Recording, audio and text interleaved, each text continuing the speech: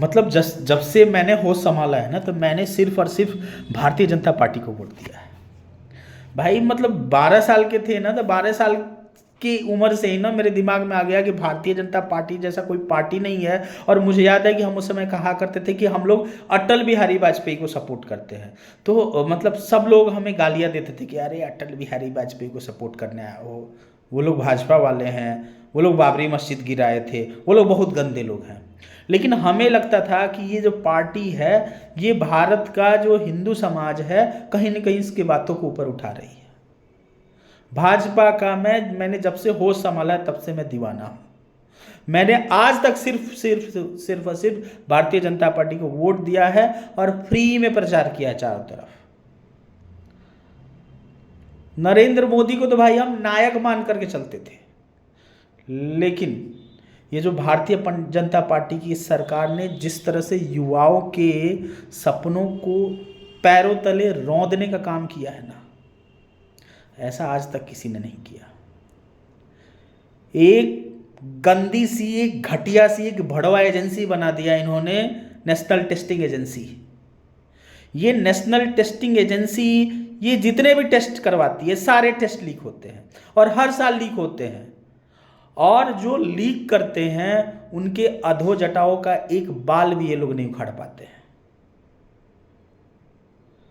बच्चे क्या करें, दिन रात मेहनत कर रहे हैं भाई, दिन रात लग के पढ़ रहे हैं, 3-3 4-4 घंटा सो रहे हैं, 6-6 महीने से 3-3 4-4 घंटे सो रहे हैं, आंखें लाल हो चुकी हैं, वेट गिर चुका है शरीर का, उनका बल कम हो गया है, लगे हुए हैं। कोई अपने माँ का जेवर बेच करके पढ़ रहा है, कोई जमीन बंधक लेकर के पढ़ रहा है, कोई चाचा से उधार लेकर के पढ़ रहा है, और अंत में क्या मिल रहा है? रीनीट मिल रहा है।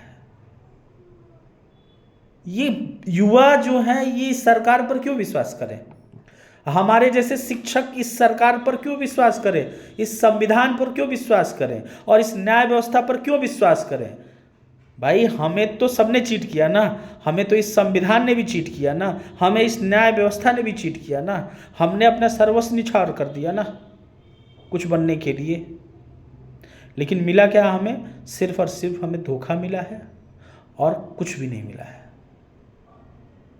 ये जो एनटीए है ना, एनटीए से अच्छा तो एक वेश्यालय होता है। जो वेश्यालय होता है उसमें व्यक्ति जब जाता है तो उसमें किसी अच्छे की उम्मीद नहीं करता।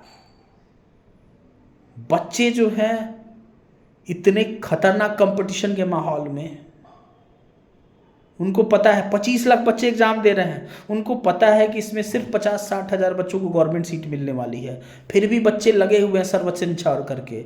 वो आपसे ये तो नहीं कह रहे थे ना कि तुम दोषी हो, तुम हमें फ्री सीट दिलवाओ, तुम सारे बच्चों को सीट दिलवाओ, ऐसा तो नहीं कह रहे ना।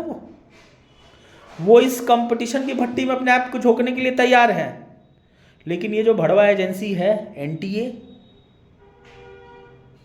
और उसका जो एक दलाल बैठा हुआ है, ये कैसे लीक हो जा रहा है मैं समझ नहीं आ रहा मुझे।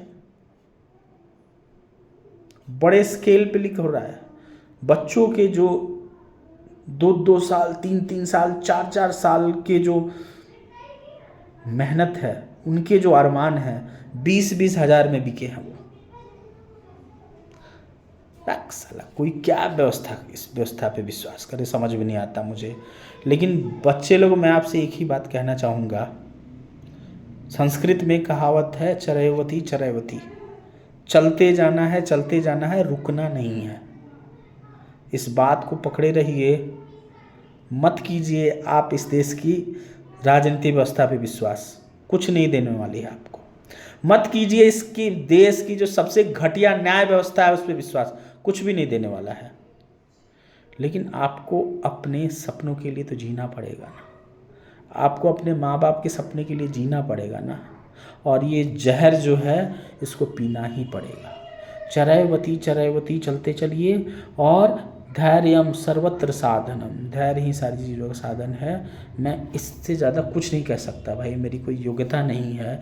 दिल में जो भी भड़ास है मैंने कह दिया। मैं एक शिक्षक हूँ, मैं बच्चों को बहुत नज़दीक से देख रहा हूँ। गलती हो क्षमा करना, लेकिन मुझसे पूछा जाएगा नीट एनटीए एक कैसी एजेंसी है, तो मैं कहूँगा एनटीए एक भड़वा एजेंसी है, उससे अच्छा विश्वविद्यालय है।